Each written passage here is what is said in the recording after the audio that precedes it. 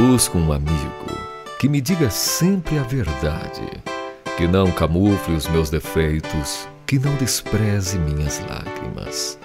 Um amigo cuja presença traga alegria, cujo silêncio transmita paz, cuja escuta inspire confiança, cujo sorriso dê esperança, cuja lembrança me traga coragem.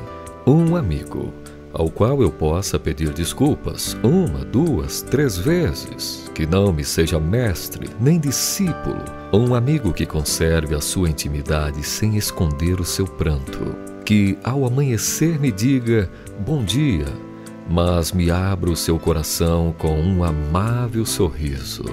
Um amigo que não se preocupe em dar ou receber, mas que seja capaz de compartilhar uma pessoa simples, sincera, natural, capaz de chorar, mas sobretudo de sorrir também.